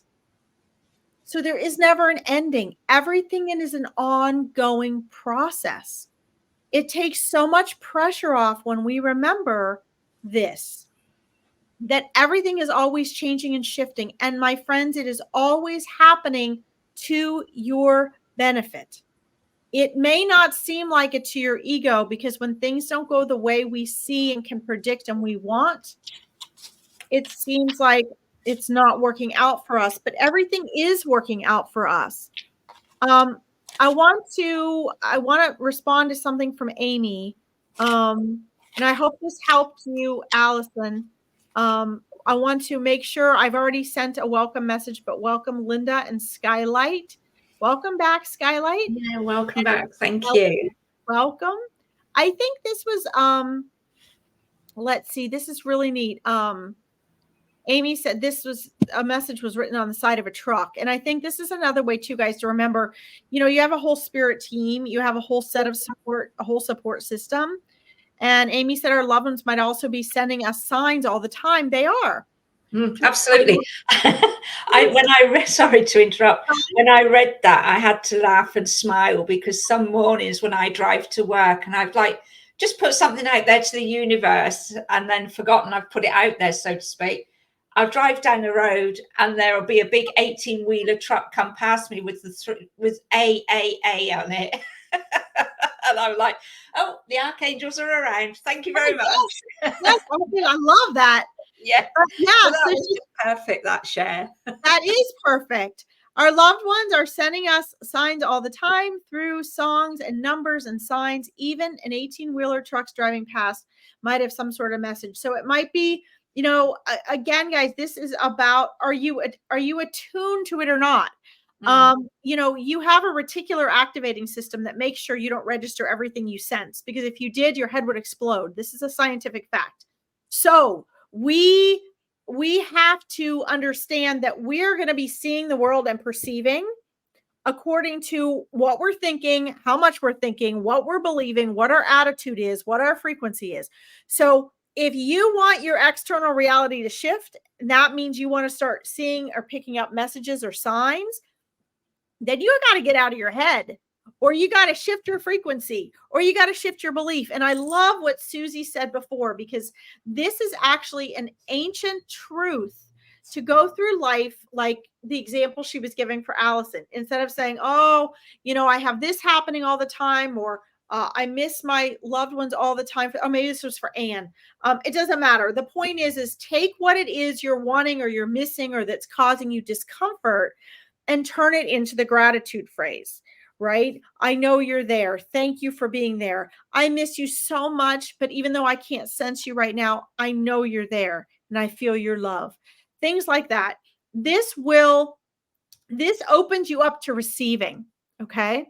Let's see. I want to scroll down to, I see that you have a question I want to reading, Linda. Hold on a second. I know I'm going to have to get off in about 10 minutes, but I want to see. Let me read this here.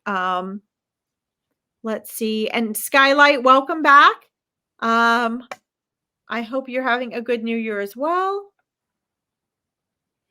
I'm going to pop you up. While you're scrolling, I've just popped in a website link. oxygenadvantage.com for anybody who's interested in the science behind the breath work that we were talking about earlier. This is a brilliant little website, and I found it by accident and I absolutely love it. So yeah, if you're interested, just have a read through, and you'll find the vagal breathing in there as well. Fantastic. And I'm going to pop the Meet Your Spirit Guides link. I couldn't pop it in YouTube because I wasn't logged in as us. So I thought I was spam. All right. Here we go. Hello there. How are you? We're well, Skylight. Thank you. How are you? I'm a male. Is Juan's watching from Panama City? Yay! Yay! If possible, may I have a message, please? Thank you. Are you wanting I think Susie's going to start with the cards for you. Yeah.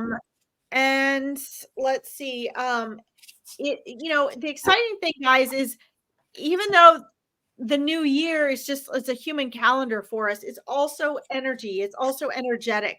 And remember that we've created this year based on our rotation around the sun. So there are a lot of magnetic and astrological and energetic shifts that actually do happen. Susie's going to pull a card for you, or cards for you, Skylight, and we'll get to you too as well, Linda.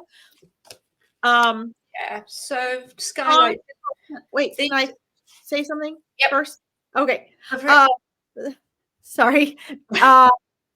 I think maybe it might be cutting off on your end, but I just wanted to say that I sense some the feeling of refreshed this year, that there are going to be some opportunities and breakthroughs for you this year.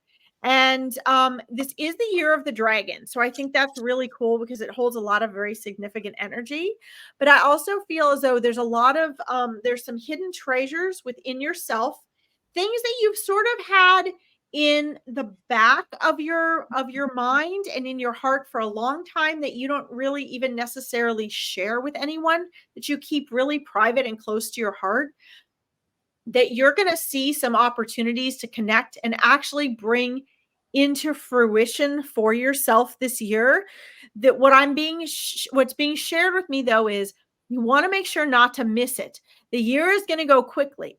You're already being given opportunities. Okay. And so these things are things that it's fine that you've kept them very sacred and close to your heart and private, some of which just because you didn't feel confident in them that they were possible. What Spirit is telling me is they are possible. They are so possible. And this year is going to show that to you, but the opportunities are going to come in ways you didn't necessarily expect. So journal, trust yourself and intuition. Stay very don't try too hard, but trust that your team and the universe is really working to bring this out. And that the fact that you've kept it private and close to your heart has actually been a good thing. But you're going to be able to liberate that this year and get started on these things.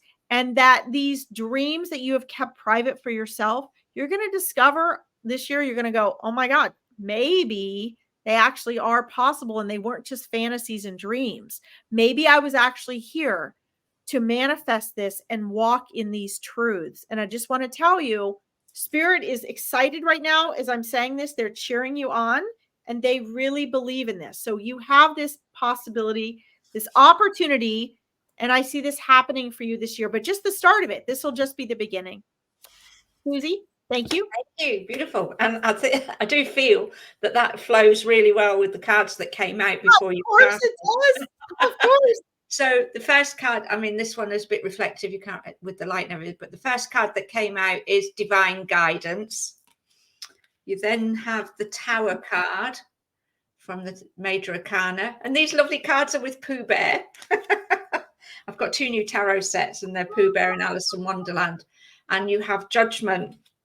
And for me, what they're talking about here is that you are receiving a lot of divine guidance and intuitive ideas and thoughts and processes. And again, as Larkin was saying, you've been keeping them sort of under your belt, so to speak. But with the Tower card coming in, it feels very much now like it's time to let go of some of these, what you've considered to be stable and secure and holding you firm. You've got to let go. Because it's time now to really step into what this divine guidance is bringing you. It's really time to release some of the, I want to say, old habits, old ideas, old paradigms that perhaps you've been lingering with, but not necessarily holding a truth with, but for some reason, and this feels a little bit cultural. So it may be something within the cultural beliefs that you've grown up with that you need to be able to transcend those now is the word that's coming in.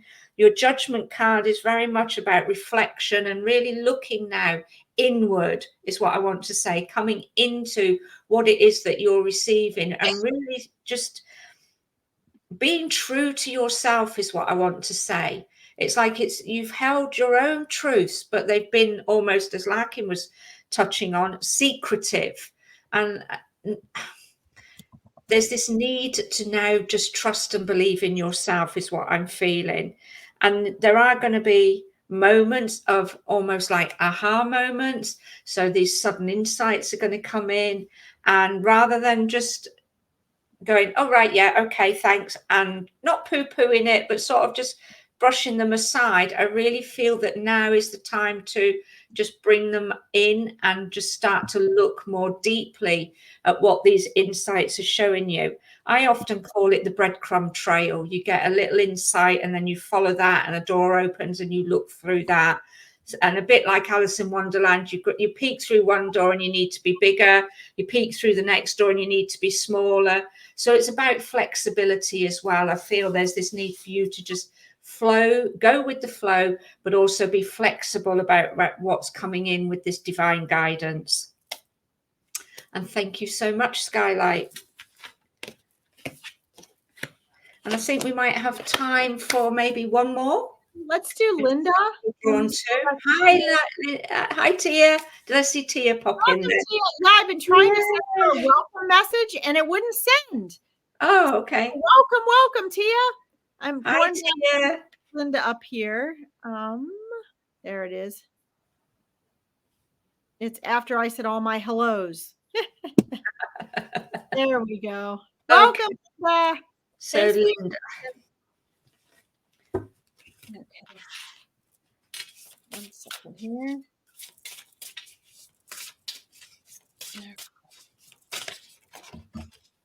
So welcome, Linda. Is this your first time meeting with us? Not sure that I've seen you on here before. Don't recognize the name. Welcome. Let's see. Skylight says your messages resonate and make sense so much. You're very welcome, Skylight. Thank you for joining us. Linda, I see a lot of I see a lot of, this isn't a negative thing, but I see a lot of clouds around you this year that are going to be clearing. So whether that, what I'm seeing are images of a lot of, clouds, like dark clouds at different levels sort of surrounding you. And, I'm asking spirit, what does that mean? And that can mean, several different things. But what I'm getting back is, first of all, as those clouds clear this year, I'm referencing this year just because it's January, and it's very helpful for people to get a sense of moving forward and the changes that'll be coming this year. But I get a sense of, as those clouds clear this year, and it will be some just naturally because it's time for that to happen, but a lot of it's going to come through the choices that you have been and are going to be making, that will give you clarity, will give you some vision, will give you some ability to see things that you've been maybe unclear about or indecisive about or confused about, or trying to get clarity so you feel you can move forward. And I see that is going to be a real blessing for you this year. A lot of those clouds clearing is also going to be a shift in the elements and the people around you. A lot of people that are bringing more negative energy, that do not have clarity, that are sort of weighing you down and holding you back, that is going to be shifting and clearing, just like clouds do as well. And so I also see a bright and very healthy set of shifts and movements for you this year moving forward.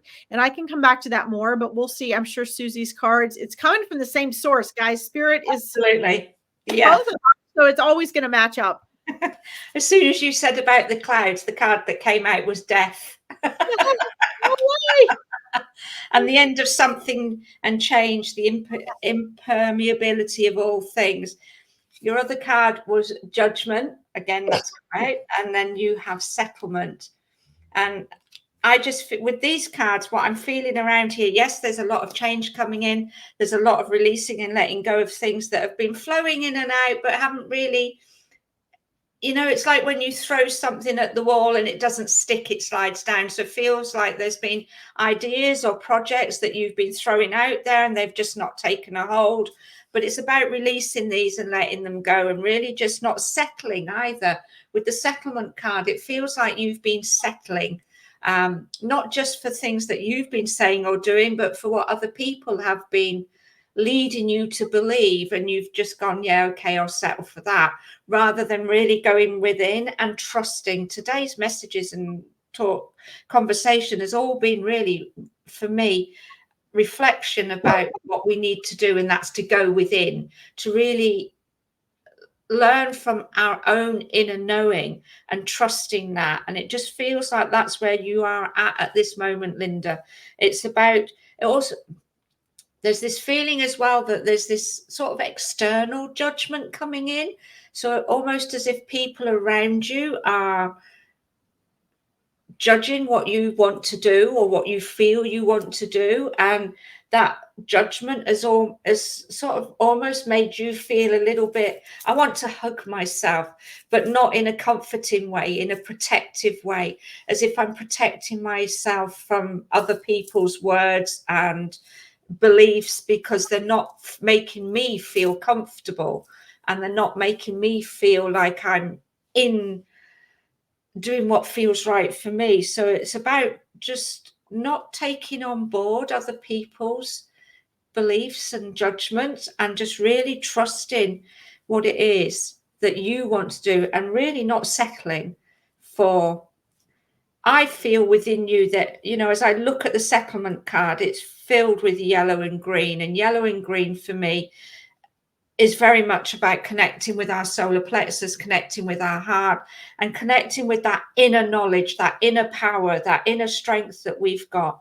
And I really feel like I want to boost your self-confidence, your self-worth, your self-belief, because it does feel like a lot has come on you from external forces and sources. And this is where the death card is coming in and saying, it's time to let that all go. It's time to end that. It's time for you to really step up and step in to who you are and what you want to do and what you want to be. And really please don't settle for anything less than what you are worth. And you are worth so much. Yes, and stay in your own lane. Yeah. Way of summarizing exactly what Susie said there. Yes, yes, yes.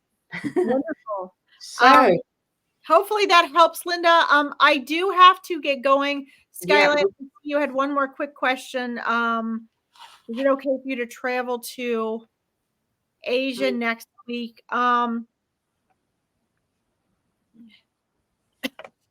So, I mean, the okay answer, I mean, I would say yes, it's okay. I think that in foresight, I don't see anything unsafe right at the moment. I don't see any physical or safety reason why you shouldn't.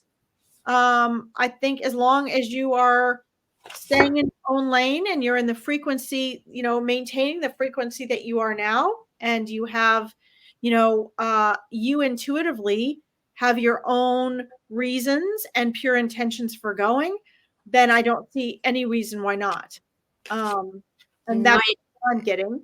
Yeah, my intuitive feel was yes. There was a sense of just making sure all your paperwork was in place, that you dot the I's, cross the T's, that everything flows well with any paperwork, any travel documentation that you need to have or take with you, was what was coming through. And I pulled the Sun card for you as well, as you, Larkin, was speaking, and that's joy, success, celebration, and positivity. So safe travels, happy travels. Yeah, and I just want to I think Susie and I both are getting the energy of, yes, it's okay to travel. I know I'm reiterating this, but I think this is important. It's okay and it's fine and safe, is in just make sure that you're taking responsibility for your focus and your vibration and your energy. And again, I'm also getting, stay in your own lane. So like Susie mentioned, paperwork, like to keep your trip smooth and enjoyable. Just, be prepared, look ahead, don't go out of the way that would cause you any surprises. And you should be just fine. So, yes, thank you. So here we are at the end of another wonderful session. Yes. It's been amazing. Thank you, everybody who's come in, popped in, said hi, stayed, come and gone, and for everybody who watches the replay. Oh, yes, the replay. Yes. You'll enjoy and get something from this. Any questions, just drop us a message or leave a comment. Yes. And I just want to give everybody reminders. We are here at 5 p.m. BST time every Tuesday now, and 12 p.m. EDT time. I want to remind everyone that Susie is making her beautiful little angel toolkits. So you'll want to check on her social media for that. I am doing the Meet Your Spirit guides. You want to check on my social media for that. Everything's listed. Don't forget, guys, to subscribe to our YouTube channel, please, and help us to grow it. Yeah, please. Also, keep your eyes out, because we're going to be having events that serve all of you. We're going to be doing our own events each month where we do small group readings and things like that. So just make sure you tune in. You can subscribe to larkinsreadings.com. Don't forget to check out her little toolboxes, toolkits, if you're wanting to learn to work more with the angels. Just reminders, guys, if, obviously I'm not just trying to market to you. I want you to know what's available that we're offering you. And we offer these things for as low a price as we possibly can. Plus we give you all this free time because we want you guys to learn to connect on your own. Connect with your spirit guides, trust yourself, your spirit team, and trust yourself. And we're here to support you and to hold that space so that you can make this a practical part of your life and overcome your challenges and things like that through working with your spirit team. Thank you, Amy, for your beautiful comments. Thank you, everybody, for being here. And as always, love and blessings and gratitude for you all. Yes. See you next week. Bye.